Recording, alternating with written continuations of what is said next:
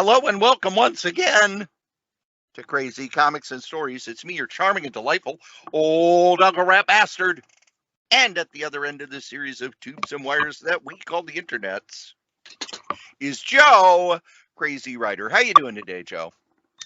Did you know I can cut a piece of wood in half by just looking at it? It's true. I saw it with my own eyes.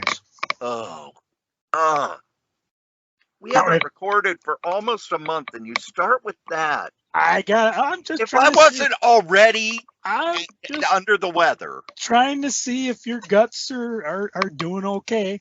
Not now. As you know from fill-in land, that we've had a couple fill-in episodes because Cory and I have had some real fun health-wise stuff. Mine was pretty straightforward, and I thought it was bad enough. I mean, so we're recording this the first full week of November, and if you bounce back 2 weeks from then, I got sick. Now, I needed time off work, so I didn't just stay home sick, and I did the regular stuff, make sure it's not COVID, blah, blah, blah.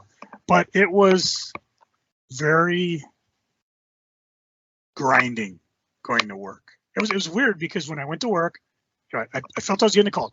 You got that tingle in the middle of your throat, down where the soft spot is, when you're gonna bore through your neck. What do they call that? Emergency thoracic I don't remember. I just remember from MASH, and then I know, okay, went up into my throat, into my sinuses. I had a headache, just getting run down, but it just stayed in my head. It didn't affect my breathing. I didn't get achy. I didn't get any of that. Remember telling my boss, I wore the mask because I didn't want to give it to anybody. I told her, I said, I'm going to last as long as I can. We had a guy coming in on overtime by 4 o'clock. And I said, if he gets here and I'm feeling bad, I'm just going to go home. I was able to last till about 6 p.m. Again, I worked, 11:30 to 10 p.m. And then what had happened was it was busy, and then it slowed down. Because most people they sit back and they're like, okay, now I just got to finish the timeout. I can read, look at my phone, whatever. I just sat down, and then I realized, it hit me, so I just left. Said, I think I'm going to go. And I said, yeah, I thought you were feeling better because you didn't bolt out of here as soon as Tim showed up. I said, yeah, I think when it's slow, it's worse. And I was able to get my days of work in. But as we approached podcasting time, I woke up losing my voice. And that was the worst part of the last day of work, was that as I was talking, it was harder on my voice, and I kept losing it. They actually tried to send me to checkpoint, and I just said, I can't go. I can't talk. I said, I can talk. I can do the job in bags because everything comes in. It's automated. It's on the computer screen. And for the most part, people, your checked luggage doesn't talk back to me, because if it does. So I avoided going to checkpoint, but by the time Tuesday came around, my voice was shot. I became the perfect male for my wife. Couldn't talk. And by Wednesday, I had no voice whatsoever. And I contacted Cory and I said, I couldn't even fake it out. I mean, it's funny when we're sick and we're trying to do stuff. We've done podcasts in the past where we were infirmed or under the weather or whatever. But I mean, I couldn't even talk. You might be able to tell from the last podcast we did, because I think my voice was a little gravelly then. So I said I lost my voice. By the time I came back, went to work. Well, I'll save that for freaking. So I get sick, I lose my voice, I'm feeling sick. So what does Strode do? Why, he does me one better. Cory, tell the folks your healthcare adventures. Well, I was in the hospital last week. Okay, what a way to get out of work. You lazy bastard. I at least had the decency when I was hospitalized to have a week of vacation planned. Oh. So last week was when our busy season starts at the office job, open enrollment, where everybody can enroll in their benefits. It started November 1st. Now, October 30th, at the end of my shift, all of a sudden I had like a hot flash and then chills. And it was really just a boom. And it was, I need to get to the bathroom right goddamn now. So basically I logged off but didn't shut my computer down, ran to the bathroom, did not get there in time, so I had laundry to do. Get myself cleaned up, come back. It's been a half hour. I am just shivering. And I thought, well, I just took a shower. I dried myself off, but cold. I'm going to lay down for a bit. Maybe I'll feel better. I wake up about 2 hours later, and I'm feeling a little better. And it's like, okay, I better get something to eat because I usually skip lunch on busy days because it's like, oh God, I only have a half hour. I'm just going to lay down. So I had skipped lunch. So I put together a peanut butter sandwich, watched a little TV, and I'm getting super sleepy. So it's probably, God, I probably just got some weird cold or flu or something. And I lay back down. Around 1 a.m, I wake up. My stomach really hurts. And it's like, okay, I've had this before. I know what this is.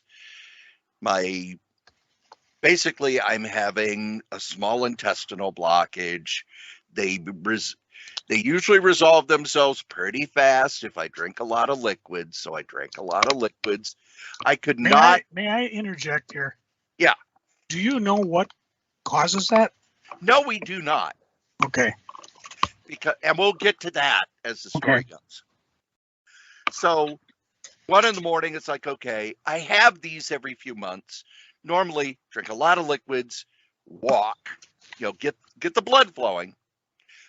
But it's 1 a.m. I have to work the next day. I feel like shit. I'm not going to go to the gym feeling like shit at 1 a.m, even though it's only like, a few blocks away to get on the treadmill. No. I lay down and I can't get back to sleep, but I'm going through my head. All right. Tomorrow I have my office job and then I work at the group home and I get off work at 9. If I still feel this terrible, I'll stop at the urgent care after I get done at the group home. And then at 2 a.m, I'm like, okay, if I still feel this terrible in the morning, I'll get up early and go to urgent care. 3 a.m, it's like, no, I'm going to urgent care now because the pain has ratcheted up. You know how they tell you to put it on a scale from 1 to 10? It had gone from a 3 to a 7 over those 2 hours. So drive myself to the urgent care, which everybody tells me I'm an idiot. You are. And I go in and I, have all my information. I say, here you go. Here's this. Here's what I'm feeling. And the person at the front desk is like, they'll ask you all those questions in triage. Can you walk? Yes. But when I walk, I'm kind of hunched over because I've got huge bloating in my stomach and it's starting to press against my lungs, which means that I'm gasping for air. And they're like, are you having a heart attack? No, it's stomach issues. So they do the triage. I tell them, I've had this issue before. I know how it feels. This is what's going on, etc., etc. They check me in, put me in a room. Semi-private or private? Oh, this was in the urgent care. Oh, okay. Although, no, that urgent care in Chaska is now just an emergency room. Oh. So in the ER, you have private. Mm-hmm. Kind of private. Yeah. There's no door. It's just a curtain. So I'm laying there and they give me an IV and they hook me up to an EKG to make sure I'm not having a heart attack. And thank goodness in the ER, they actually have TVs in the room. And I'm like, Turn on the TV, start flipping. I don't know anything that's on at 3 in the morning. Oh my gosh, FXX is showing a Treehouse of Horror marathon. So I just have that on. They take me away. They give me a CAT scan. About an hour later, they say, yeah, you've got intestinal blockage. We're going to have to admit you. And I say, okay, my book bag is in the front seat of my car. Please have somebody get that before the ambulance gets here. And I also have my other bag, which has my phone and my tablet and my Kindle and chargers and things like that. And they're like, what drugs are you on? The list is in the bag. What's your insurance? The list is in the bag. You know how I tell people to have a go bag? If you have a go bag with that sort of information, it makes life easier for everybody. Now, the problem is they couldn't get me a hospital room until around 11 that morning. And I made a stupid mistake because when they're hooking me up and they say, we're going to give you something for the pain. Would you like Tylenol with Demerol, which is very light, or morphine? And I'm thinking, if this resolves, I'm going to need to drive myself home. But if I'm on morphine, I can't. Just give me the Tylenol. Well, after the CAT scan, they have to shove a tube up my nose and down into my stomach to pump my stomach out. That is one of the most horrible things in the world, Joe. They put some stuff on it that they say numbs it. It doesn't numb it. So they take this tube and they shove it up your nose, and you have to drink water so that you're swallowing to swallow the tube down to your stomach. So I'm in the hospital Tuesday. I'm out of it the whole day. Just out of it. Wednesday, I'm feeling a bit better. I'm doing a bit better. Everything has been pumped out of my body. If you were to see me right now, you'd think I'm a heroin addict because I have bruises up and down my arms from the IVs and the other stuff they had to do. But Wednesday, my body starts to, get a little better. I think it was late Wednesday night they pulled the tube out of my nose. And man, if you talked to me on Tuesday or Wednesday, I sounded like Lucille Ball after smoking a carton of unfiltered Camels. Yeah, I'm feeling a little better now. I had also called in at work and said I wouldn't be in. I'd left a message for my supervisor to call. Supervisor did not call on Tuesday. Supervisor did not call on Wednesday. By Thursday, even though I'm still taking anxiety medication, I'm crawling the walls because why isn't my boss calling me? I had emailed her a couple of times. Why isn't she responding to emails? Oh my God, I'm going to get fired. But there's nothing I can do. So Wednesday, I'm basically recovering. Wednesday night, they say, all right, you've passed gas. You've stopped having diarrhea. We're going to take the tube out of, we're going to do another x-ray and a CAT scan. And if things look okay, we'll take the tube out of your nose. But remember, if you still have the problem, we're going to have to put the tube back up your nose. So you want to be absolutely sure because you don't want to go through the tube being inserted again. Thankfully, everything worked out fine. I think it was around 6 at night they pulled the tube out. And they said, all right, what's going to happen? We're going to start you with clear liquids. And in the morning, you're going to have clear liquids. Then for lunch, you're going to have just liquids. And then for dinner, you will have a low fiber meal. And if after 2 hours, you don't have any problems with the low fiber meal, we'll release you. And Joe, I want you to ask me something right now. All right, what do you want me to ask? Why didn't Cory ask Joe to pick him up? Why didn't Cory ask Joe to drive him and or pick him up? Because last time, on my way home, you and Butch took sadistic glee in making me laugh, and it hurt immensely. Yeah. Oh, yeah. My foster daughter, Sharon, actually likes me She and ruined our did fun. not try to make me laugh. It's a good thing she's a muscular dynamo, or I would have words with her. That morning, Thursday morning, all I've had to eat in 4 days was the clear liquids, which was some vegetable broth, tea. It's not even ice milk. It's like flavored ice, and all the ice water I could drink. So when I wake up Thursday morning, I am starving. And they bring in a full breakfast: fruit, scrambled eggs, beautiful Belgian waffle. And I look at it. It's a trap. Yeah. I hit the nurse button, and she's like, "Oh, is everything okay?" I said, "Yeah, they brought me the wrong meal." And she looks and is like, "Well, this is the meal that's listed on your computer thing." And I said, "You need to talk to Nick. Nick is my direct nurse. He's the one who put together the plan for clear liquids, yeah, blah, blah, blah." So Nick actually hears his name and comes in and sees my breakfast and goes, "You're not supposed to have that." I said, "I know. And I think they brought it here as a temptation to see if I would follow the diet when I go home." Curses. Lunch, they did the same thing. We're trying to tempt you to see if we can let you go home and you will listen to our advice. They loved me for a bunch of reasons. One, I was prepared.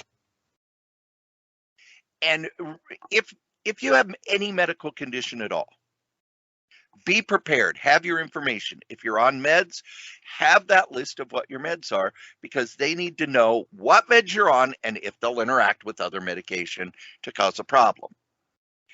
The other thing is, if you know what your problems are, you can eliminate a lot of guesswork on their part and eliminate a lot of tests and scans and work that will A, cost you money, and B, make it so it takes longer for your care.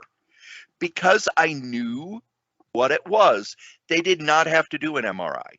They just had to do a CAT scan on my stomach. Oh, there it is right there.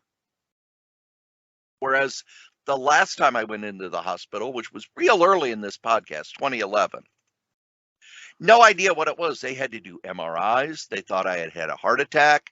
By the time they had figured out what was going on, I had to be in the ICU for 3 days, because with bowel obstruction, time is of the essence. It's called one of the fatal four: asphyxiation, dehydration, constipation, and seizures. Those are the four things where if they are not treated, you will die. The other thing, when they would give me instructions, we need you to, get up and walk.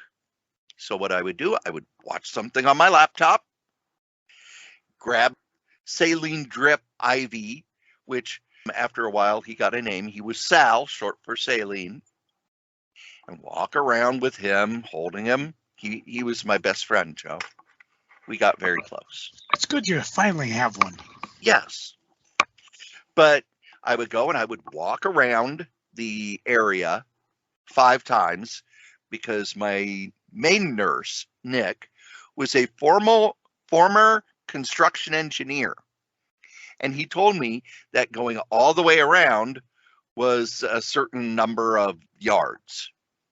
And if I did it 5 times, that was a quarter of a mile. So doing a quarter of a mile, and then I would lay down. And then an hour or two later, I'd do it again. And Thursday morning, the doctor said, "I've been getting great reports. You're telling us about this. You're telling us about this. You're getting up and walking." And he talked about how he had another patient who had had a bowel obstruction, had been in the hospital for 2 weeks, went home, and was right back within a week. Why? He didn't walk. He didn't follow the menu. So he still had the problem. The one thing they were mad at me about, and not really mad, they just chided me. Wednesday night, I was still, when you're in the hospital, you're not there because everything's working right. So I had kind of made a mess in my bed. And it was shift change. So rather than bothering the nurses, because I'd seen they were in their shift change meeting when I did my walk, I changed my own bed. And they were not pleased with me. Yeah, you're a bit of an idiot when it comes to, But I had my laptop, so I had comics and TV to watch. I had my Kindle. I read a book that wasn't very good. I was released late Thursday. I took Friday off. The guys who run PW Insider were wonderful. They said, do not cover anything this weekend. So all the wrestling I watched last week, I watched without writing anything. And boy, I really liked it.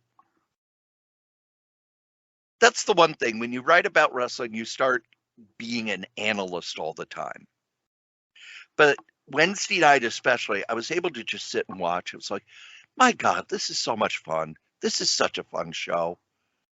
Went back to the group home yesterday, had my office job today. I am not at 100%. I would say that right now I'm about 60%. And it's good that I'm not at the group home as much over the next 2 weeks, because one of the things the doctor said is, because they asked, what are you up to? And when I explained everything, he's like, you look like you should be retired, which I took as, wow, you look old. But he was like, you do a lot. What do you do for fun, and what do you do for this, and what do you do that's not work? And I did that. And one of the things he told me when I was discharged is, you live at 100 miles an hour. You're not going to be able to do that. And if you do, even if you do everything we tell you, you're going to be back here. So I have slowed down. I am following my diet. Joe, I am on a low fiber diet. No shit. You know what a low fiber diet means? And it's funny, the nutritionist sat with me for a half hour going through stuff. I cannot have raw vegetables. That pisses me off. I love raw vegetables. It's what I munch on when I'm at work. Cannot have cruciferous vegetables, broccoli, cauliflower, Brussels sprouts. Can't have lettuce, even iceberg lettuce. Cannot have whole wheat bread, rye bread. What kind of bread do I get to have, Joe? Wonder bread. Why? Wonder bread, less than 1 gram of fiber. Well, and it grows the body 12 different ways. Fruit, can't have any fruit with the skin. Apples, I need to bake before I eat them. They said the best thing for me to eat fruit-wise was canned fruit. Why? Because there's no skin and it's been cooked. Because when you put it in the can to seal the can, they have to heat it up. Processed food. I am to have mostly processed food. No whole wheat pasta, plain pasta. And not a lot of fat, not a lot of this. So I ordered low fat, low fiber stuff, so that when I got home Thursday night, there it was from Amazon, because it's processed. You can mail it. Then I went to Target on Sunday. Now, Joe had said that one of the things I love day after Thanksgiving, day after Halloween, half price candy day. Joe said, oh, no half price candy day. Sorry. No, it was 30% off when I was there, and they didn't have much. I went to Walgreens. Ooh. And the Walgreens in Chaska is poorly staffed, so people have transferred most of their prescriptions to the CVS. Oh, they had 2 rows of half-price candy Thursday night. I got a monster bag of candy for $30. I am set for the winter, dude. So were you in the hospital over Halloween? Yes. Oh my. Well, I'm gonna. Do you got anything else to add? Because I was gonna segue into my Halloween. I am going to give a public service announcement. Oh, we haven't had one of those in a while. Now, I've talked about what to have in your go bag. I have also said that constipation is one of the fatal four. The constipation that I have is not, oh, gee, I didn't have enough fiber and I need to poo. No, it's where the upper intestine, lower intestine meet, there's a valve there. And for me, that valve gets stuck. Normally, if you have a bowel obstruction, it's because, one, you have polyps or other stuff that is keeping things from moving. That's why when you reach a certain age and they're saying what? They say 50, but really 40, get a colonoscopy. Crohn's disease is where your body reacts very poorly to certain foods and can stop your intestines from actually moving. My problem was my intestines were still moving, but it was moving up against that brick wall. It's kind of like there was a conveyor belt, and that's why they pump your stomach, because your body's just going to keep pushing it, and then your intestines fill up. And if you have this and you don't get it treated, your intestines will burst, and that's very bad. So you know how they say 6 to 8 glasses of water a day? And then you hear, well, no, that's not, blah, blah, blah. Lots of fluid. Drink lots of fluid. Watch your bowel movement to make sure that they're healthy. But if you have something like this, the sooner you go to the doctor, the better. Because, like I said, there was a gentleman there who had waited too long, wasn't following instructions. He had been in the hospital for a week. I was there 3 days. He had come back after a week. And, I'm doing my walking. I hear the nurses at the station talking about, oh, he's back. He's a nice guy, but he just doesn't want to do anything. He's going to be here forever, and I'm really worried about him.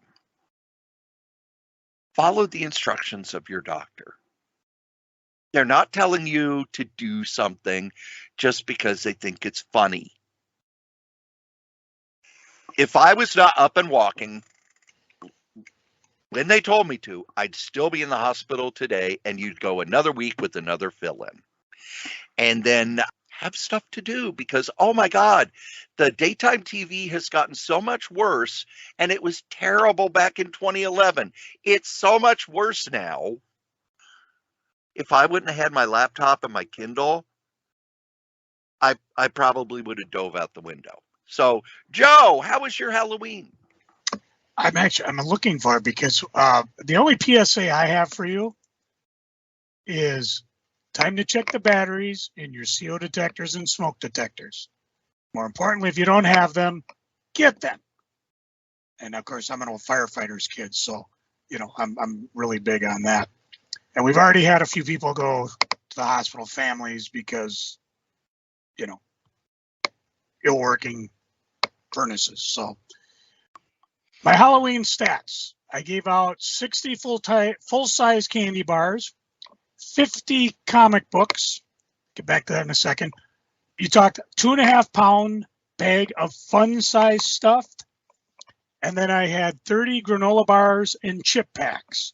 These were my backups because what happened is we get to a point where I started taking the Halloween decorations down. First off, I had to start from scratch.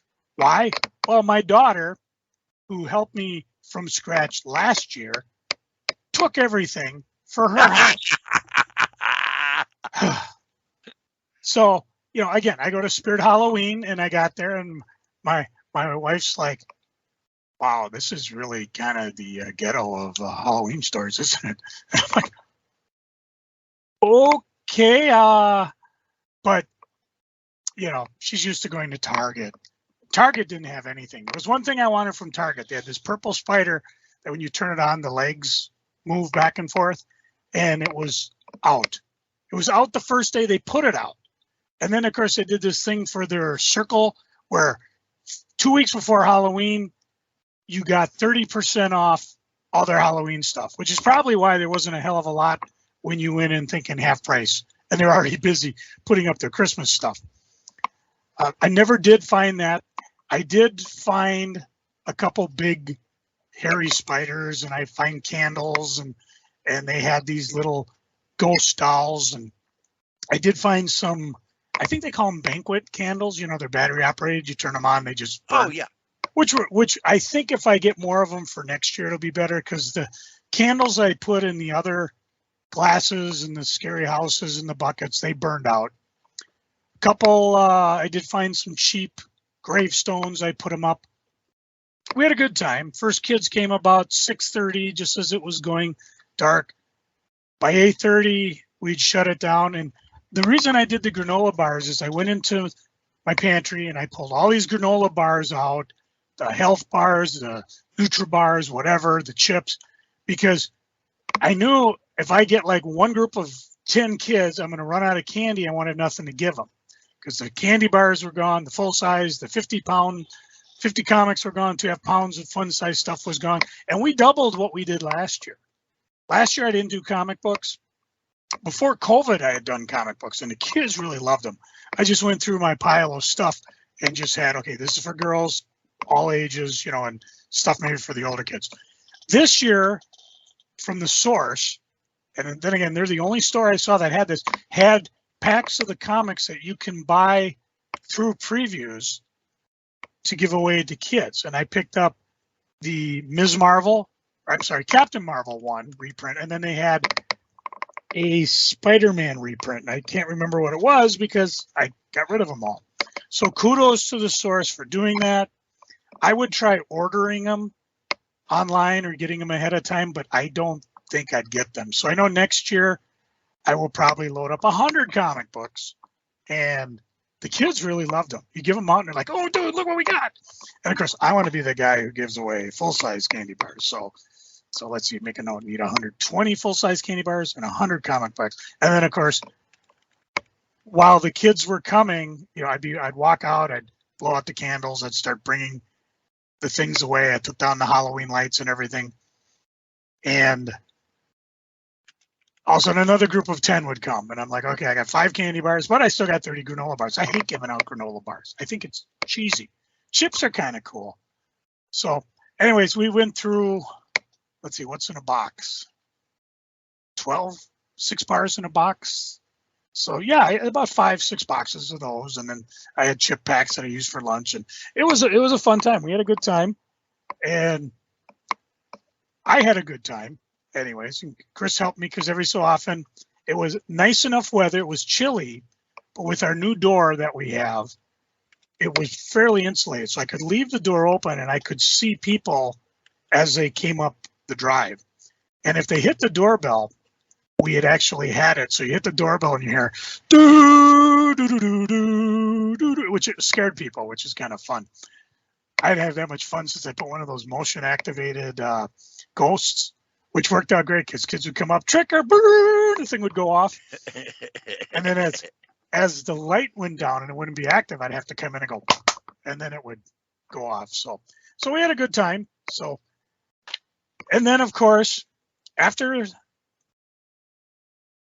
Halloween, well, before Halloween, I went to FallCon. And FallCon was kind of fun. It's by the Minnesota Comic Book Association that rose from the ashes from the old group. And Gruber and I set up. I got there early to try to help set up because I'm not so much involved with the planning, but I'm there with the volunteer group. And as I'm on my way, like I'm wont to do, I would call and I'd say, hey, do you need anything? I'm going to pass by a Target. Let me know. And they got back to me and they said, yeah, we need buns, we need coffee, we need this. So they're just getting things ready for the retreat room, you know, for the guests and the dealers. So I did that. By the time I got there, they had all the tables filled up. Now, this was at the Bloomington Armory, so I was able to pull around the back door, open it, and I was about 20 feet from my table. So I converted most everything to short boxes. So I was able just to walk it over. I came in handy towards the end of the con because the con ended at 4. So 3 o'clock, I parked my car there, and all I had to do was walk my things through. So I didn't have to, the load and the unload was very easy. My buddy Pat Gruber was there. And of course, all we could say to each other is, even as easy as it was loading and unloading, well, we're getting too old for this shit. I don't know how these guys like Tim at Granite City load long box after long box, and he does it every single weekend. There's a Comic-Con during the fall and the summer. Maybe he does it year round. I have no idea. But I'm just to the point where I had a good time. I did okay sales, but I don't have what people want. And from the previous con, I lowered my $5 books to $2, and then I went through everything. And if it was $20 or less, sometimes even more, I just put it at $5. And I have a couple boxes of the big time stuff. Of that, I only sold a couple things. Let's see. I'm just kind of browsing through. I sold I think it was a Dark Shadow number 6. They had the poster detached, and that was probably my biggest sale. Everything else was just $5 comics and stuff. Pat didn't do so good until the end of the con. If I remember, I'll stop back at that. And again, he's the same way. He's like, I tell Pat that. It's like, if you're not constantly refreshing your stock or willing to blow out the old stuff, the market kind of leaves you behind. And part of it is things we've talked about. Everybody wants the keys. Everybody wants the flip. But sales were good. I talked to pretty much everybody there. They all had a good time. I actually got a chance to talk with Tim at Granite City about how the comic market was doing. And if I can remember this right, I think he said sales were down, but the money he's making is the same. I didn't ask if it was gross sales profits. He said that wrong. The volume's down, but the sales are the same. And I asked him, is that because the comic prices have gone up? He said it hasn't really happened. It's just there doesn't seem to be as much moving, but what is moving, he's still making money on. So they're doing really, really well. And then, of course, he's doing the shows and everything. Weird collections keep rolling in. He's got some incredible Golden Age things I've never seen before. If you are in the St. Cloud area in Minnesota, swing by Granite City Comics, because it's just amazing, the comic season. I wish I was rich instead of so good looking, because I would be buying these things just because covers I've never seen before. I'm on the low end of the scale. If I see a beat up Golden Age book, I'll buy it for $5-10 just because I'm not going to pay $100-200 for it. So that was kind of neat to see. Everybody else pretty much had a good time. Our old friend Brian Wilson, am I right to say, Cory, he's one of the founders of the of the original MCBA. Yep. Before it had a name. He showed up and he was blowing out stuff at crazy, crazy prices. I picked up from him almost a complete run of Warlord comics, the DC Warlord. Never read it. I'm so excited to read it. I picked up a run of Howard the Duck, $8. He didn't care. He's just trying to get rid of this stuff. He kept what he wanted. He had lots of cool sales. He blew out so much stuff. I'm surprised no one just didn't buy everything out from him. I'm surprised I didn't do it. My problem was I had so much stuff in my truck that I brought. I had to restrain myself, because usually I go bug nuts and I find that $1 box or that $5 box or that half price box, and I buy tons of stuff and bring it home. Chris was going to the Queen concert who was in town that night, so I had no backup. I didn't bring extra tables. I can bring extra displays. I can bring extra comics. What I had is what I had, and I could fit it in the car. The one saving grace I had is I was able to knock down a number of boxes because of the $5 and $2 books I sold. And one of my customers, he used to shop, Ricky, I don't know, I have no idea if you listen to the podcast. If he's listening, he bought my whole box of Savage Sword of Conans. I just sold it to him for what I bought them for. I bought these way back with the express intention of reading them and putting them on eBay. But I've got so much stuff to put on eBay. I was honest with myself. I said, if someone wants to give them a buck a piece for them, I had them all at $2 a pop. People were picking through them. But a lot of people who are collecting Savage Sword of Conan have a lot of them. So they're only looking for certain issues. And I didn't, like I said, maybe 5 sold. And then I just said, Rick, you can have them all. There may be duplicates. I don't care. Buck a piece, good sell. So that freed up enough room so I was able to bring stuff home. What I did buy there, so actually I didn't so much buy, but I traded with Tim from Granite City some comics for some sign books because I'm still on that sign book kick.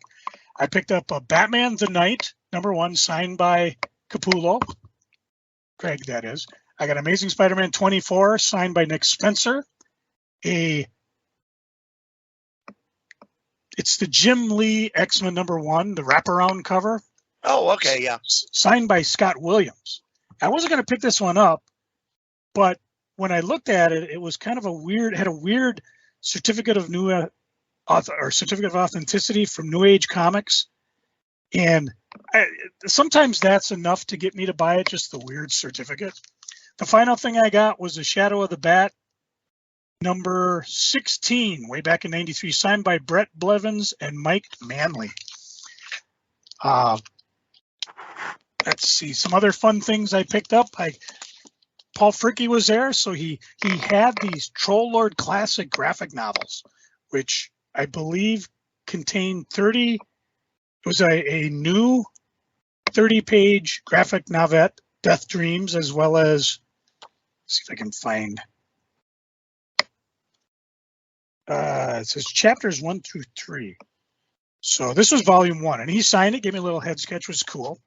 I found a number of things. One I've read before, Babylon 5 in Valen's Name, which if you're a Babylon 5 fan, you have to read, because in this one, they discover the fate of Babylon 4 and what happened to Valen as he went back in time. And are you at all familiar with Babylon 5, Cory? Just what you talk about. Okay, so again, if you're a Babylon 5 fan, you know what it means by what happened to Valen. There was a mistake in this book. If I'm reading it right, there was a mistake in this book by Peter David, who was writing, and I'm looking at the credits, and it looks like he jumped in and helped with issue 2 and 3. He's not credited on issue 1. Sinclair's girlfriend, the guy who went back in time and became Valen, Catherine, disappeared for the most part after the first season because Sinclair disappeared and his character came back, blah, blah, blah, whatever. If you've seen the show, you know what I'm talking about. Peter David accidentally wrote that Catherine found her way back in time, thousands of years, to be with Valen. That was not Straczynski's original plan. Straczynski since wrote a book explaining how Catherine was able to get back in time because she was trying to figure out what happened to the love of my life. He went to this planet and he disappeared and nobody's talking about it. So again, that's the story I heard. I could be wrong. You know how it is when you read stories about stories about stories. Let's see. I picked up a mini series from Red 5 Comics called Riptide. It's got a really cool picture of a boat in Riptide. I picked up, and Cory, you might even have this. It's that slipcase edition of Green Lantern, Green Arrow. Yes. Collected edition. Yeah.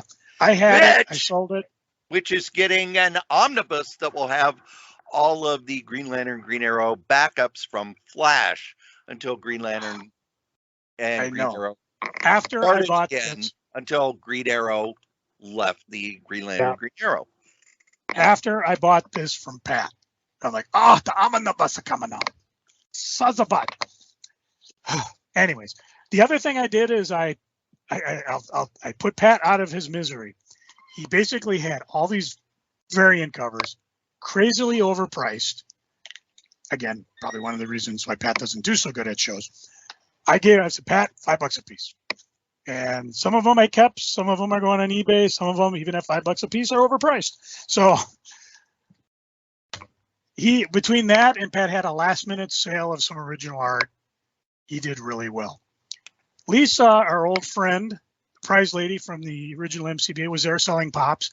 Did phenomenal. Kids were digging through the pops. She was having lots of fun. If you're looking for some old school, extreme expensive pops that are just hard to find, she'll be selling them. I've offered to sell them on eBay, but I think she's got her selling chops ready and she knows where to go. Probably not eBay, but she's got places she can go to sell these. She showed me one that was like $1,100. I was like, wow. What? It's a pop figure. It's like Beanie Babies. When Right. they first came out. Which pop figure? I couldn't even tell you. It didn't even register. It's a 3-pack. And when I see her again, I will ask her about it and try to get some more info on it. But there's a app that talks about what prices are going for, much more easy to use than trying to use eBay sold feature or going off any other guide. And this is also tied to a selling place where she could go in and say, hey, I got one at this price. And she'll probably sell it for that. So I will find more details as I see her. She did extremely well. I sold a ton of her statues. And the nice thing about it was when she was there, I just walked over to her and gave her the money. So not only did Pat and I give her what we worked off of the eBay and Pat threw her at auction, but so we're helping her out. We're helping get rid of Mike's collection for her. Got a couple leads on maybe just selling it all off because I think she's beginning to realize as much money that we've done, and even with you, Cory, and Butch coming over and me coming over, there's a lot more work to be done. We're nowhere near sorting everything A to Z. So I think she just is figuring what I said before. Just have someone come in, make an offer. I'll either counter offer or just say no and we'll keep doing it. There's no hurry. I did find out that SpringCon and FallCon are scheduled for next year. So get your calendar out. FallCon is going to be back at the Minnesota Fairgrounds. Plan is for Pat and I to do our 40th P&J Comics reunion because 40 years ago, next October would have been the first Comic-Con Pat and I ever did. And we're like, this is it. This will probably be the last one. And believe me, for the returns we're getting and the work we're putting in, again, I gutted my eBay store. I'm putting things back. This is the eBay ad, by the way. I've been putting things back. So if something you saw disappeared, if it reappears, it didn't sell. If it doesn't reappear, it probably sold at the con. You had your chance. Plus, I've got all sorts of stuff to be selling on eBay. So come check it out. And then Pat and I, of course, will be there at FallCon. SpringCon is going to be out in Woodbury. They've got an 80,000 square foot place, and they're already selling tables now. So if you're at all interested in SpringCon, go to the MCBA's Facebook page. I think it's MNCBA or Minnesota Comic Book Association, or find their website, Google it, and sign up because they're taking tables now. That was one thing Nick never did. He never took table money right away, never struck when the iron hot.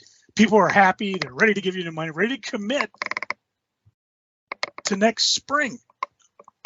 And allow me, because you might have to edit this out because I had everything locked and loaded and now it disappeared. Con. All right. MNCBA SpringCon 2024 will be at the Health Fairview Sports Center, 4125 Radio Drive in Woodbury, 80,000 square feet. It's going to be a blowout. So again, go to their Facebook page, and if you're looking to get a table, now's the time to strike. They're taking online applications. And you know what, Cory? I'm not going to SpringCon. I've only missed the only spring cons fall cons, MCBA cons I've ever missed. I missed one when the TSA first started because I had to go work at TSA. I actually was able to show up. I showed up in uniform, got in and got to hang on one day because I was working the AM side back then. And I I might have been deployed during one or two. But for the most part, I've gotten everyone. This one I'm not going to. Because my lovely daughter, Dana, will be graduating that same weekend from grad school out in Reno. Got to take my priorities. So, told you I had a good reason. So, hey, you got any, Cory? I do got to say, there was a bad, I did have one incident at FallCon that was kind of embarrassing, and I was talking with people come up and I always tell them, hey, everything's $5. If you're here at SpringCon, that stuff's on the floor at $2. Everything's alphabetical, so if it's there, it's there. If it isn't, it ain't. And one guy asked me, do you got any Deathmate? And I threw up all over my books. Oh, Travis, our longtime listener, Travis, it's his fault. My fault because I didn't recognize him. I blame him. He did feel bad, so he shouted out, "Is there a nurse in the place?" And this scary lady came up. Her name was Sarah, the scary nurse, and she came up. And I won't say what she did to help me, but she did. She was scary. Did she ask you if you had gone to get gas yet? She asked if I had gas. And at that point, I stopped, and in my best James T. Kirk, I said, Castro! But I'm nowhere near as good as he is. To be fair, Travis felt bad, and he gave me a bunch of comics. I think it was because I gave him a bunch of comics once when he bought some stuff. So some of it I'm going to go through. Some of it might end up on eBay. Some of it I may just replace and call it the Vomit Collection. I have not decided. In the meantime, there are people that ask how you're doing, Cory. I just tell them what you've told everybody. You're retired. You don't do cons anymore. Which is, I can respect it. I mean, it'd be fun to have you come back and hang at the 40th for Pat and I, but you're retired. You're out. We learned from Shawn Michaels at Crown Jewel and Ric Flair in TNA. Do not come back after you've retired. Yeah. You can only tarnish your legacy. And people do ask for you. They want to know how you're doing. I just say you're doing fine. I did not go to Twin Cities Con this weekend because I had to work. Oh wait, that sounds like a freaking. We're not ready for that, are we? No, we have one news story to talk about before we move into that stuff. Yeah. Joe, DC has launched a new line of compact comics. They are evergreens, which means they will always stay in print. For $9.99 each, they are a smaller size, about the size of a manga book. And I was actually really surprised by the books they chose. Watchmen, Batman, the Court of Owls, All-Star Superman, Far Sector, Wonder Woman Year One, American Vampire Book One, Batman Hush, Joker, the one by Azzarello and Lee Bergamo, Harley Quinn and the Gotham City Sirens, and Catwoman, Trail of the Catwoman. Was really shocked that Dark Knight was not there. Really shocked there was no Green Lantern book there.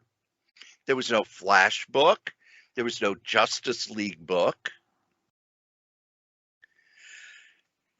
Older retailers are like, no one cares. But the thing is, it's not for you. It's probably for the book trade. And Joe, opinions? I'm underwhelmed, I guess. I think to take the perennials you have And yeah, it's a smaller format, but I feel you're kind of gutting that format. And I might be wrong. I can see somebody at an airport or on a bookshelf or end cap picking this up for $10. I can Or even see giving Target. them out as gifts. I don't The know. I'm thing not about impressed it that is they chase the they elusive are book market. they are the size of a regular trade paperback, whereas most graphic novels are larger. So I think this is very much a let's get these into, let's get it into places where the shelves are built for certain things. Yeah, I'll wait and see. I can see it would be fun. They're fun. Some I may buy.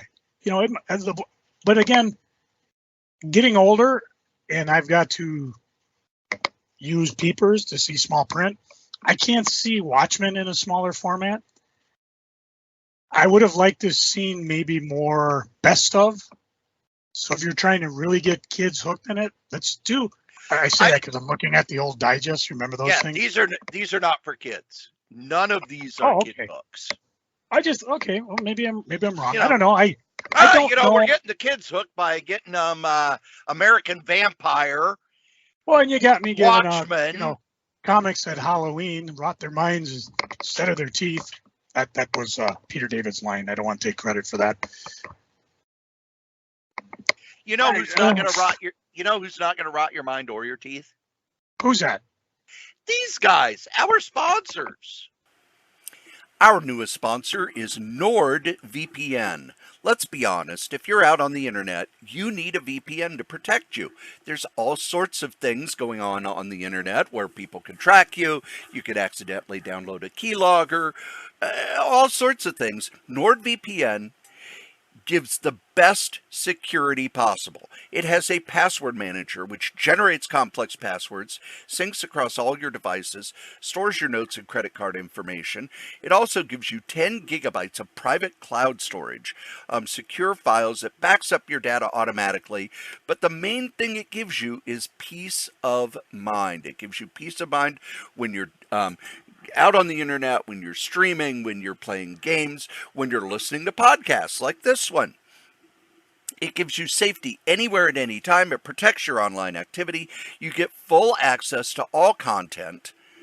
And if you use the link go.nordvpn.net sh3ku, it'll take you to where you can get a great deal for a 1-month plan, a 2-year plan, a 1-year plan. They are our newest sponsor. We're happy to have them. And if you would like to sponsor something here at any of the podcasts on the Solitaire Rose Network, you can. Just email me, solitairerosenetwork@gmail.com. Thanks. And we haven't done this for a month. So, Joe, in the last month. Me. You. Do you have a retro review? I do. It's sitting right here in front of me. I know. Shocking, huh? I picked out Ronald McDonald, #1. This is from Carlton. Yeah, Carlton. It was started in 1970. Only 4 issues were published. This is not to be confused with McDonald Land Comics, which, although they say 101, 102 on the 2 issues they did, those I believe were given away in the stores. I believe this was before Happy Meals. I don't know when Happy Meals started. The late 70s, early 80s. I can look that up while you're reviewing. Because it was in 76 that McDonald Land Comics came out. It's also not to be confused with the 1978 mini promo comics, of which there may be, I've counted at least 3. These are like those old ones we were talking about, the Gumball ones a couple podcasts ago. Ronald McDonald in The Disappearing Act. Ronald McDonald's in The Fries Farmer. Ronald McDonald in A Helping Hand. Those were given away in Happy Meals, I believe, because those were in 78. The Happy Meal was introduced in 1977. Okay.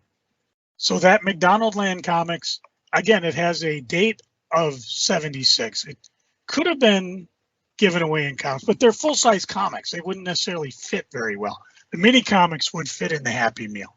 So, and of course, that was my wheel well because I love those books.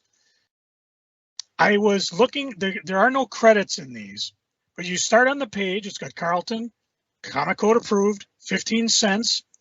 Ronald McDonald, and this is not the Ronald McDonald we would know later on, or even the clown. It's just kind of a goofy clown drawn by Bill Yates. I think he was credited for most of what was in the book. Enjoy Ronald's own fun page. You have to find out for yourself what Goofy Guru says to Ronald. Right in the inside's Ronald's fun page. Work the puzzles, then color the page. You basically got animals. You're trying to protect them from the snake. You want to make sure they all have their own cage. And then there's, of course, black out the letters so the remaining numbers will produce a portrait. And then there's the connected dots. The Inca reads September 1970, published bi-monthly by Carlton Press. Let's see, this is owned by the McDonald's System Incorporated and Hertz Corporation, King Feature Syndicate. So you figure what they had to do with it. Ronald McDonald in one taste. Ronald, it's nice to invite me for lunch, Laura. Laura, tell me, how's it taste, Ronald? I'd be glad to. Oops. Well, I cannot tell a lie. It tastes awful. I know it. It's my very special recipe called One Taste. Huh? Says Ronald. One taste and you take me out to lunch. And Ronald falls backwards on a... These are all kid jokes, dad jokes. For example, the next one is Ronald McDonald's trip to the zoo. He's taking the kids to the zoo. And, hey, Ronald, look. What's that? Points to an elephant. A Republican. What does P-U-S-H spell? Why, it spells push, Ziggy. And next thing you know, Ziggy's pushing over a garbage can. Hey, Ronald, I gave him my little radio away. To who, Ziggy? To him. And it's an ostrich with a radio in his voice singing, rock, rock, yeah, yeah. Ronald's a little cross. That's not very funny, Ziggy. Ziggy points at the hyena. He thinks so. That's an alligator, kid, says Ronald. Ziggy, my mom's got your shoes, boy. What happens is, help! The lion has escaped. Help! Ronald, quick, kids, run for the van. As while the kids are running to the van, oh no, Ronald's running towards the van, or towards the lion. Now the lion's running towards Ronald. Ronald and the lion meet. Leo, Ronald, let's walk back together, pal. What? Ronald's a hero. Thanks, kids, but Leo and I recognize each other from our circus days. The end. Then the next page is a 2-page thing of Professor Frumble and his fantastic inventions. Frumble is PH and fantastic is PH. Oh, shucks, Ronald. Anyone could have invented them who's a genius. All patents is registered in the U.S. for now. So he invented artificial mud to put on artificial football surfaces, a toothless comb for bald-headed people, a bird shower for birds who don't like taking a bath, a target with holes in it already in the bullseye for folks who don't have guns, eye drops for needles, pen with a meatball tip for writing under gravy. Do you want me to continue? All right, no. The next story is Teaching Tommy Tightrope. I know, it goes on and on. The middle page is a crossword puzzle when the clues are all pictures. There's ice fishing with Ronald. Catch any fish, kids? None. Maybe because we don't have a hook. I can catch fish without a hook. Let me show you how. First you get a lid, then dangle the bait over the hole. Now we wait for the fish. As the fish jumps up to the bait, Ronald covered the hole. Got it. And Ronald McDonald in Dig We Must. What are you kids doing? Digging a tunnel, Ronald. I once read if you dig deep enough, you'll reach China. How's it going? Can you hear me? There's a huge crash. Hang on, kids, I'm coming. Ronald comes out, a light at last.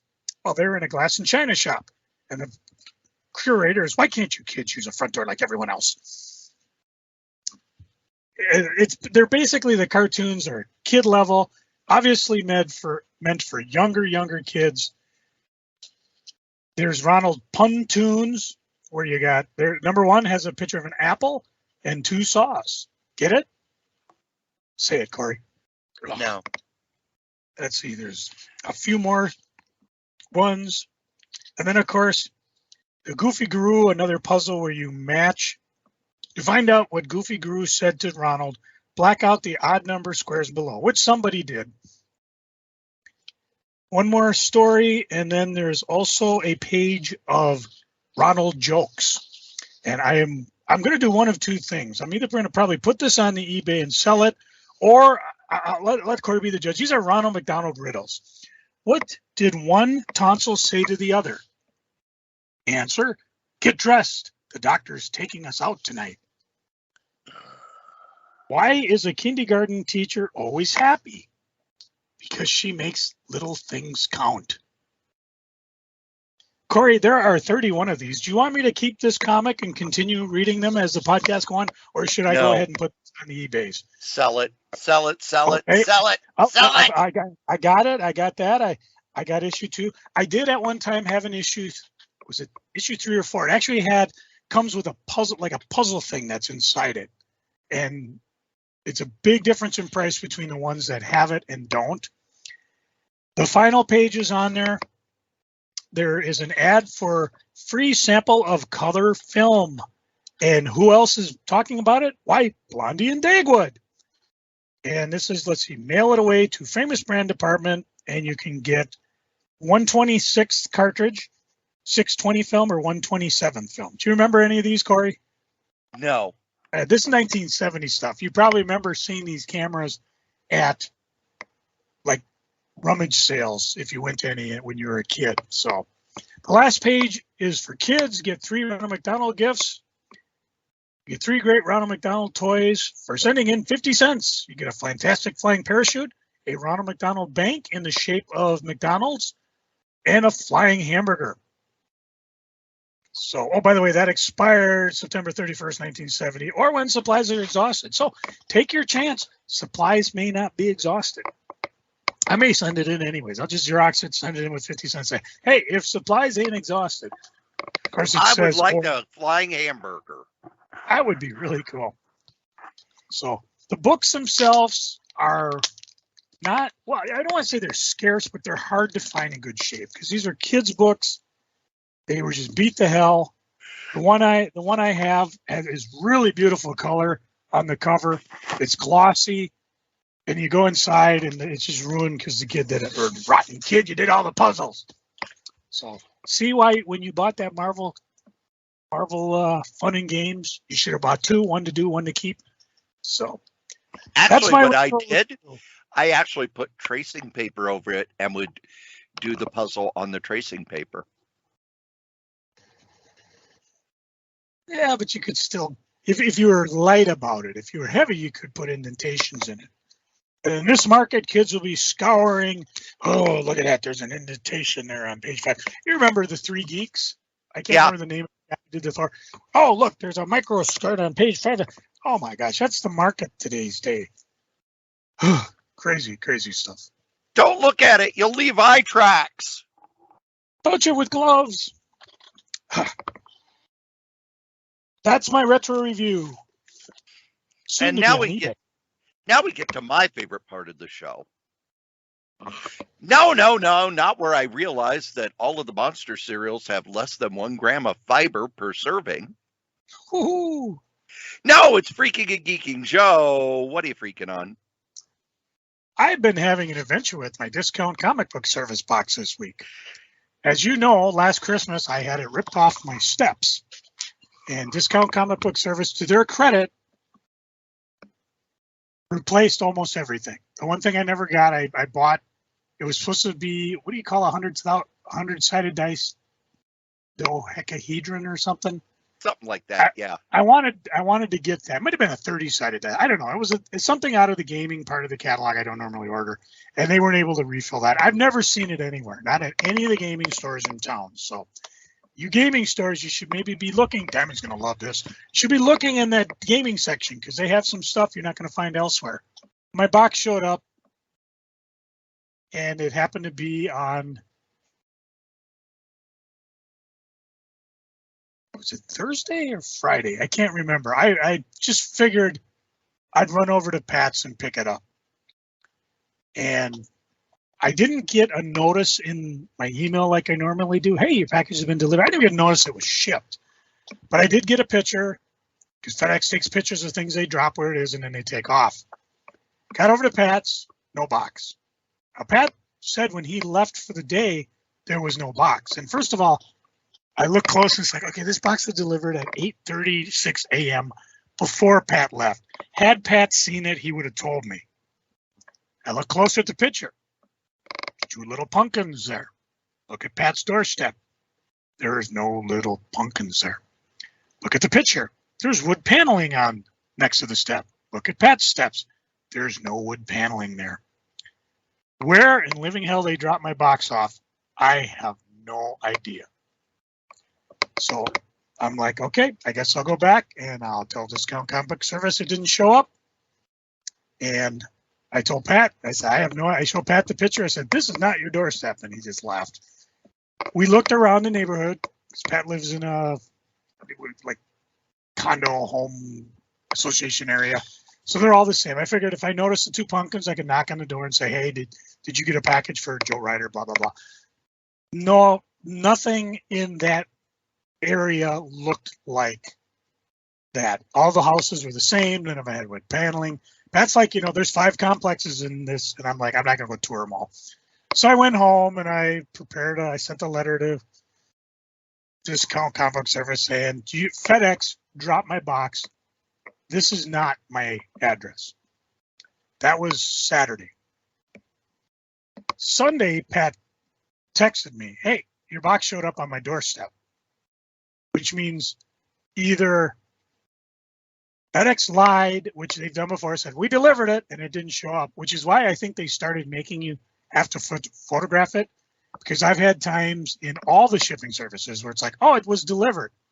No, it wasn't. He just says it's delivered because if he doesn't, he gets in trouble. He'll drop it off the next day, which I think is what might have happened. Or more likely, God bless that neighbor who found this big ass box and they walked it over to Pat's house. Either way, I was able to get it. Unfortunately, when I opened it, I'm missing like a third of my comics. It's new packing. Have you gotten the new packing, Cory? Yes. They actually have, it's really nice. It's cardboard inside and it sits the box or graphic novels very well. They also have one for omnibus and magazine size things. So nothing was damaged. They used to wrap everything in a baggie and they put this bubble wrap, which I love. I use that when I mail out crap on eBay. I'm not going to get it anymore. So everything showed up fine. It was just not there. Part of me wants to think that, oh, the box is full. We're not going to ship anymore. But whatever. Sent that list off to Discount Comic Book Service. Came back to me and they said, will you refill it? It'll be waiting for you. I'm going to have to watch it because to this day, I don't know. I was so happy when Discount Comic Book Service refilled my order. And it was a huge order with omnibuses and everything. And the fact that there was only like 3 things they couldn't refill. I had no idea if I got credit for it or not. I don't care. This was a $500 order. I was happy they replaced it. That's why I have it shipped to Pat's house, because he's never had problems. Again, this is one of those, I'm never going to shop at Discount Comic Book Service again. Not their fault. FedEx. And I did get a hold of FedEx and I said, you guys boffed this one. Totally boffed it. And I got a friend at FedEx. I'm going to call him and say, hey, what happens when I report this? I mean, will it get to the driver and they'll say, hey, what the hell happened here? I mentioned before, I didn't get to go to Twin City Comic Con. That was a 3-day big con going on this weekend. I was excited to. I wanted to. I actually was going to blow off a day and go, but I wasn't able to. I had a funeral I had to attend on my one day, funeral before, fun. And again, had I gone, there was only like 3 people I wanted to see. And tell me if I'm saying her name. Is Sora Sung? Is that her name? Sora Sung. Yep. Amazing artist. Does lots of comic covers for Coffin and other things. I wanted to see Amanda Cho, I'm sorry, CHU, writes Red Sonja Comics. Chu, thank you. And Michael Kingston? Yes. The guy who does the Kickstarter Headlock and all the wonderful comics in that. I do know some of the guys from MCBA did go and talk with them, because I said, if you want to talk to people talk to these three people, see about getting into the show for FallCon. Of course, they'll probably be at SpringCon. Like I said, I can't go to. So the people went, had a great time. I've seen pictures of friends have gone. They had pictures with all the clerks. It's like a Mallrats reunion. I know they paid a lot to get those pictures, and they look cool when they do it. I'm not a picture guy. I would love to go and get autograph. I'd love to go talk to Kevin Smith, tell him the story about Hot Comics and how he helped Mallrats. Next year. I think next year it is Friday. It's November 8th, 9th, and 10th. It doesn't look like they're doing a spring show. They're also doing the Uncanny Experience, not Twin City Comics. That's where they do that. They had we should get Chris Anderson on this show because he went to that. It'd be fun he could tell us a little bit more about that. That was a deal where it was just exclusively X-Men. They set up a house. It's kind of an immersive experience. You're basically in the mansion, Charles X mansion, Xavier's mansion. And Chris Claremont was there. Dan Wiesemeyer, our friend who did a lot of work on the animated show. People were in character. Houses were set up like that. And the people who went, it's expensive. They said they had a great time, and they're doing it again. I'll get more information on that. Maybe I'll hit up Chris next time I see him and see if he can maybe give me a little talk about that. Government's still ready to shut down. I did find out one thing, though. If the government shuts down, while they do cancel leave and I don't get paid until they open up, when they reopen, if I take leave, I will get that as a paid day. It's just one of those fluky things. There is guidance now where, because they've had so many shutdowns, this is just becoming an SOP of government. If it specifically says, if somebody's got time off, yeah, the official thing is no leave, no whatever. But because I'm essential, and that's in air quotes, I have to go to work. I have to not get paid until everything comes up. As soon as that government opens, we're paid. Military, FAA, TSA, customs, whoever else is essential that has to go to work, if they won't, anybody else will go home and not get paid, or they will get paid because traditionally they'll give the back pay. Although in this type of environment, I could see that becoming a pissing issue. So that's good and that's bad. Good because I had taken off parts of next week because initially my wife was going to have surgery, long-time surgery for deviated septum. So those of you who've had it before, get a hold of me. I'd love to know more about it. Unfortunately, COVID has reared its head in our household again. So not a lot going on here. So I think, I'm getting a little depressed just talking about this. Cory, what are you freaking on? The first thing I am freaking on, my beloved tablet, which has been my constant companion since I got it in 2018, made it through my hospital stay, got home, and I think it was Sunday. I got back from the group home. I plug it in to charge it up so I can watch TV on it, basically, when I'm on the treadmill. I let it charge. It gets to around 100%. I unplug it. It's not turning on. I plug it in again. You got the circle showing it's charging, but there's no percentage, which means the battery has died. Now, I looked, and it would cost $100 to get the battery replaced. Then I looked, how much would I get as trade-in for this tablet? $20. I will be getting a new tablet. It should be showing later this week because my phone company was like, oh, yeah, you're looking to trade in a tablet. Well, we're not going to give you much for it, but because you've got this line and you're this and you've been with us for this long and we really want you, we offered these tablets at half price, so I got the one with the biggest screen. There are rumors flying about IDW. One is not a rumor, but the person involved will not tell who is involved.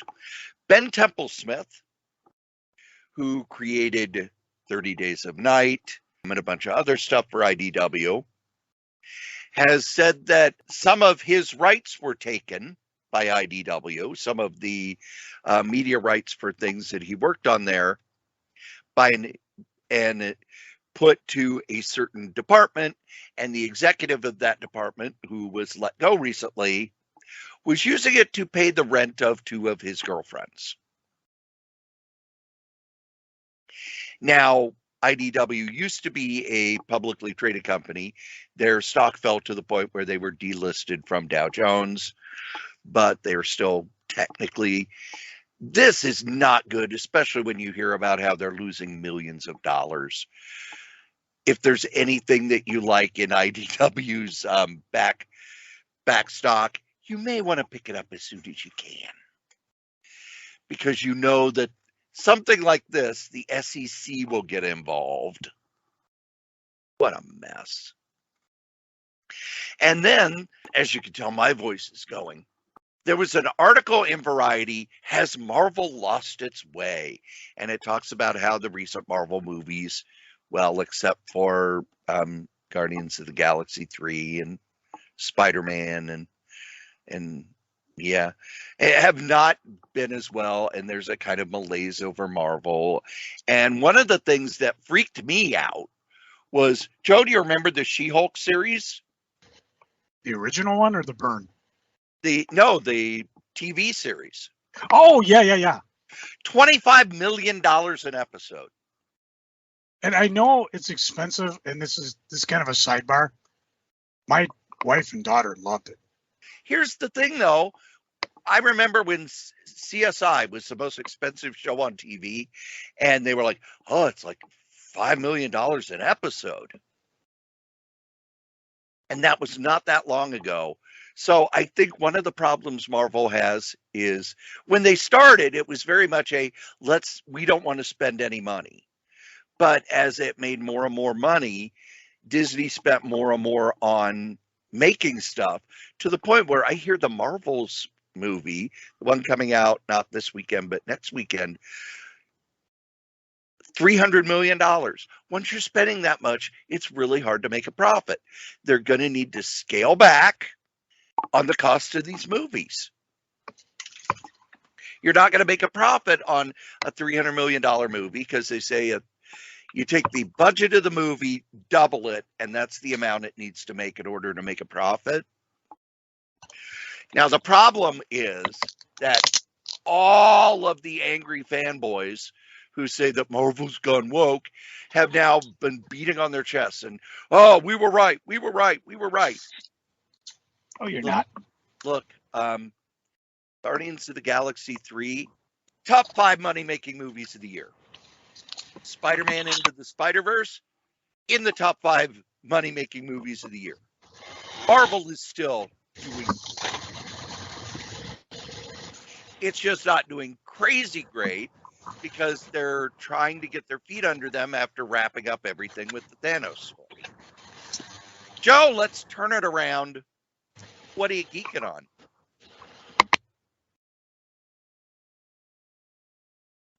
All right. I got somebody in the Minnesota Comic Exchange posted a picture at Mall of America. Opening soon. Toys R Us. Oh, that got me geeking. I was just thinking the other day how much fun I used to have on my days off going to the different toy stores. I get bored at Target and Walmart.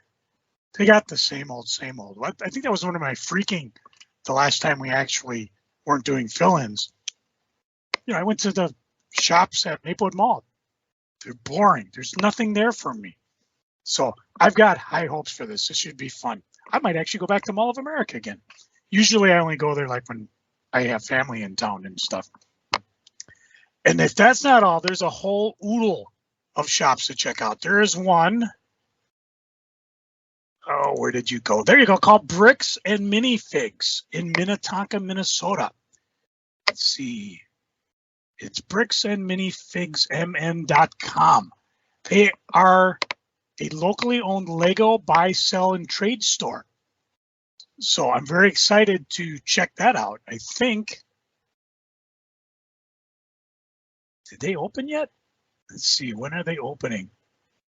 Oh, I guess by the time this podcast drops, they will have opened the previous Saturday. So it'll be kind of fun.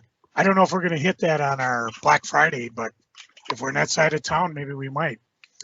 Speaking of other places, Collector's Connection up in Duluth moved to a newer, bigger store. They are now in the Miller Hill Mall, 2220 Mountain Shadow Drive in Duluth, Minnesota. Let's see, they gave me notes next to Champ Sports and Five Below store. So, Cory, we need to do a road trip, not only visit them, and this time we will get to Global News, and we will check out their store over in Superior and spend some time digging. Those guys were actually at FallCon, and I talked to them a bit. I said, yeah, we went to the Superior store, and we had a blast. We spent so much time. By the time we went to Global News, they had closed because they closed at 5, and we're like, gah! And we're like, okay, back to your shop. So there's people moving. I have a friend down in, let's see, where the hell is he hiding? Hero House Comics. Mike Rittenhouse. He used to do the Hal and Bob comic. He's down in Indiana, 1112 East Prospect Street in Indianapolis. He writes that he has figured out, he says, I'm sure you figured out from my recent posts that Hero House Comics will be moving from its current location in the very near future. There's a few factors influencing this decision, the most pressing being that our building is for sale, and once sold, we will not be able to stay here. But also, we've simply outgrown this space. I have stacks and stacks of books, boxes of comics that I can't even start to sort through because there is nowhere to put them. I also want to expand our gaming and graphic novel section, so I need a bigger space, a much bigger space. So he says he appreciates the love and support he's received. In the meantime, we can use all the extra money we got to prep for the move. So please, if you can, stop by the store, make a purchase. Every dollar helps. So if you want to give them a call or check it out, again, Hero Comics. I don't see a website, but it's Hero House Comics is the Facebook page. You can get them at herohousecomics@hotmail.com. So I find that exciting and encouraging that shops are expanding. So all this, comics are dying, doom, gloom. I don't know. Doesn't seem to be happening, at least not with the shops we've been talking about. I finished Star Trek Lower Decks. It's over. I'm starting to rewatch it because I got to admit, I don't remember. It's such a fast-paced show that you just can't catch a lot of it in your first time around. I've taken to going to Trek Culture, and Sean Farrick does the thing Ups and Downs, where he talks about what he likes, ups and downs. And believe me, some of his downs he's really reaching. He's a ship nut. He loves ships, and he's also a costume canon guy. So when you start mixing up costumes, that's going to get a down from him. But he also does a thing called Cetacean Observation, aimed after the fact that even in the original Enterprise plans, there was Cetacean Observation where dolphins would be, because they were recognized as intelligent beings and they were really good at guiding you through the stars. And they were very grateful. Thanks for all the fish. Finally, in Lower Decks, they showed it. They've never showed it in any of the live action for obvious reasons. Remember what Cory was just talking about? Costs money for special effects. In Cretaceous, you know what I'm talking about. When he does this part of he goes through and gets all the Easter eggs he can. It could be anything from, see that bad guy's little thing that's from this episode of Star Trek, to this is a shout out to this person who we've got canon now that Thomas Riker is still alive, even though we haven't seen him since Deep Space Nine. So I love Star Trek Lower Decks. Nobody hates Star Trek more than Star Trek fans, because there are people like just do not like humorous Star Trek. Constantly people, what's the worst Star Trek episode? First person up, Trouble with Tribbles, which is amazing because that is regarded as one of the better ones. Not the best. And it's actually one of the few that I started my kids off when I was trying to get them into Star Trek. let's see. What else do I got going here? Oh, I got a small stack of things I've read. Speaking of Star Trek, I read Patrick Stewart's Make It So, a memoir. I found it absolutely fascinating because 90%, first of all, Patrick Stewart grew up in post-war, poor England. It's a minor miracle he didn't work for the coal mines or end up just working at a store somewhere. The fact that he was able to break free via music, he was able to do a phenomenal career in theater, so much more that you think, oh yeah, he hit it big with Star Trek. Well, yeah, but his love was theater. And you can almost tell it by the way he plays Picard. And I count myself lucky as I actually have seen him perform in theater. If you've seen him on Saturday Night Live, his appearance, he had that very superior voice. You know, he projected to the back, which, again, you don't need to do necessarily for television. He even admits it. Fascinating book. Deals more with theater than Star Trek. He does go into a lot of Star Trek. And if you've seen all the clickbait sites, they've been talking about all the different things, you know, they take a little blurb of the book and they run with it. Sir Patrick Stewart, if you write another book, I would love it to be more on Star Trek. This book was fascinating. I absolutely love it. I'm a little bummed you're not really making a tour of the world in terms of, you know, doing signings and that, because I'd go wait in line for that. A book I'm currently reading, directed by James Burrows. 5 decades of stories from the legendary director of Taxi, Cheers, Frasier, Friends, Will and Grace, and more. Probably a name you've seen if he didn't register with you. Maybe those, you know, people like Jennifer Aniston, Norman Lear, Christopher Lloyd, Chuck Lorre. These are people that know Jimmy. It's fascinating because he talks about his career, how he started out really as a journeyman. Just he didn't really learn through school. He just learned it by watching. And he is known as an actor's director, very mellow.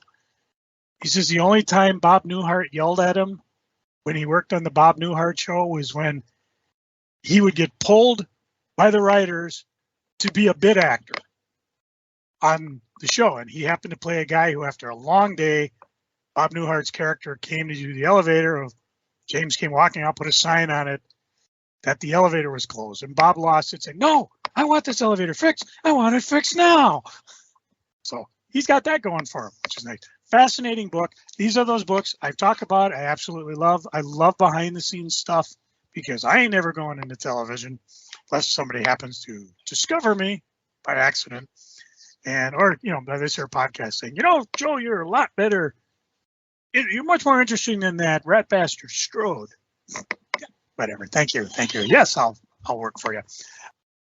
I'm enjoying the book, and I just got in the mail.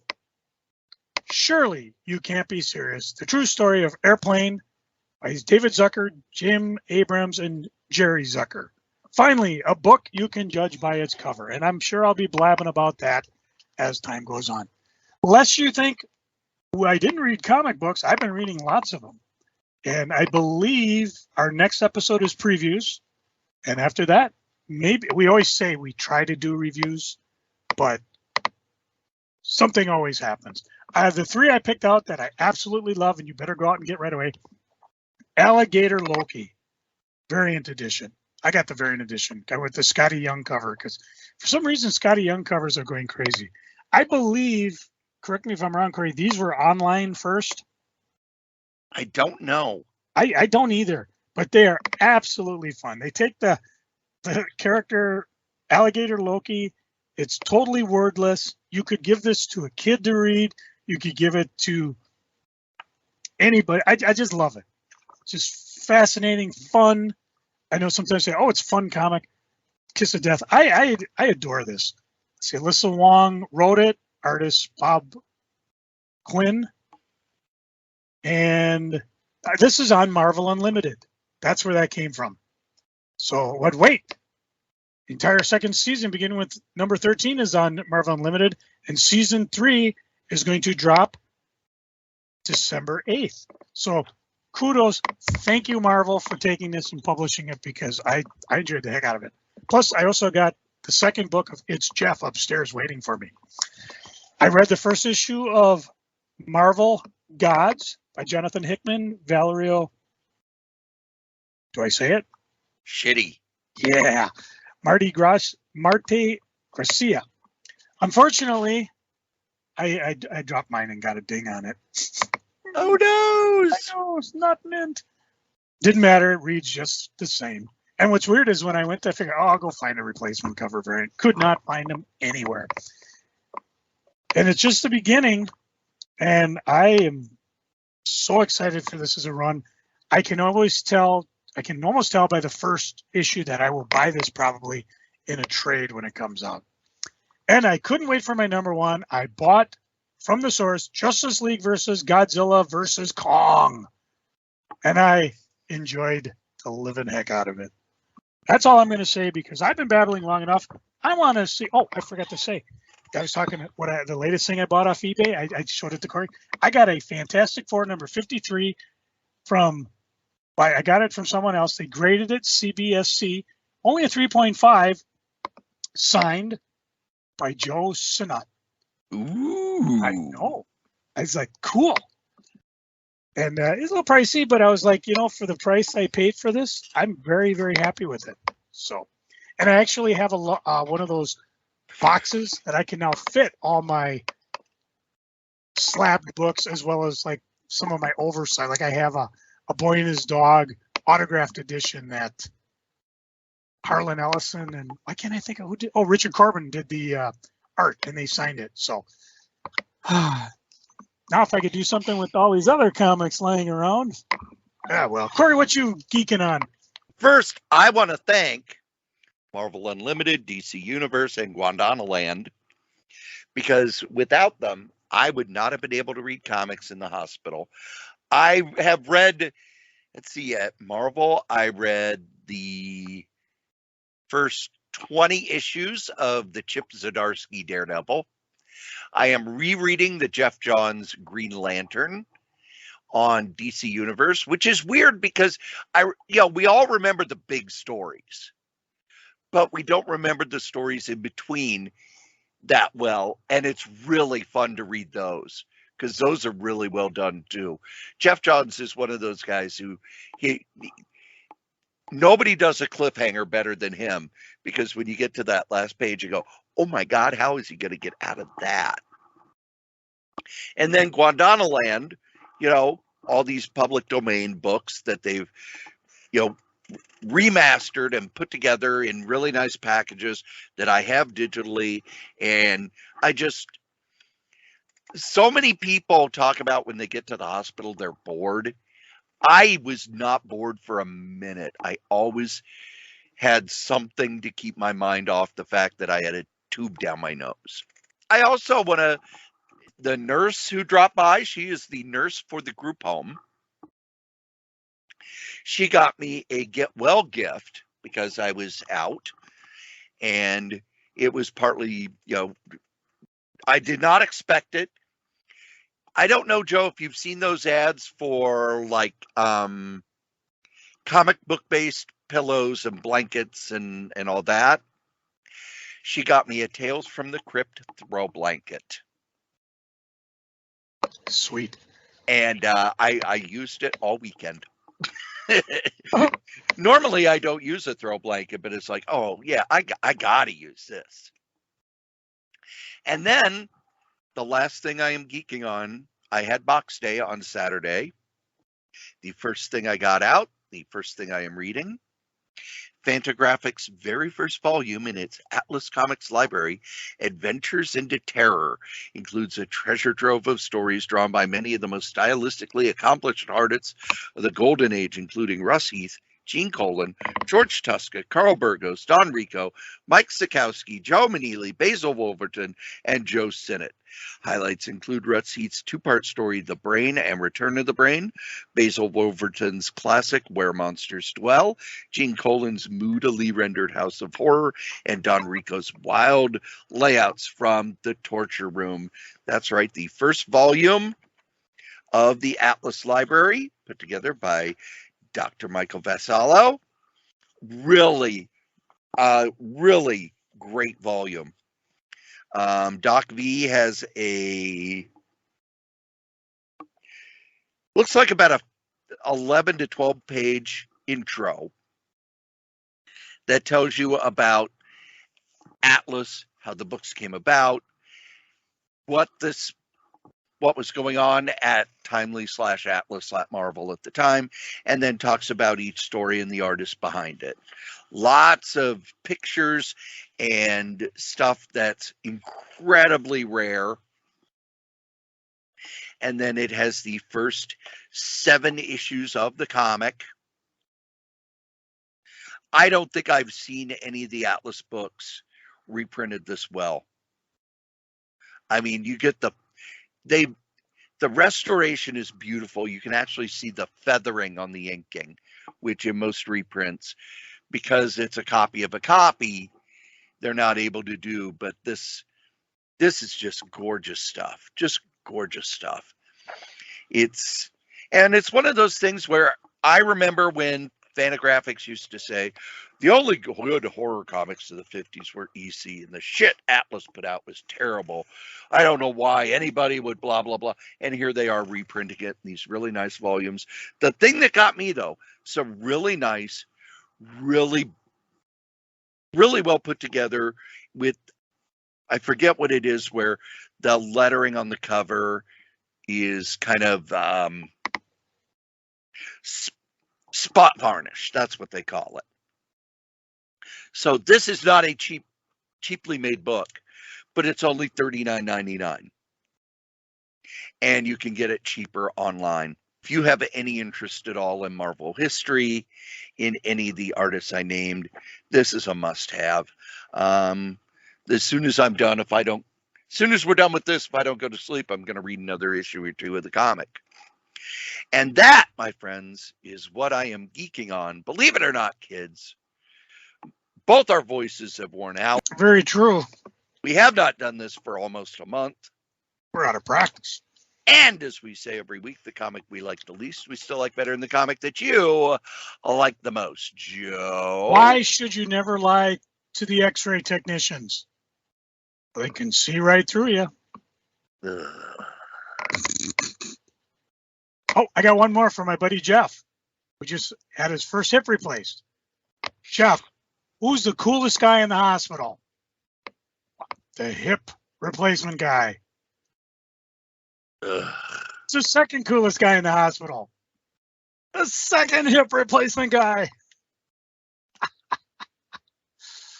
Cory, if you can find it, hit my music.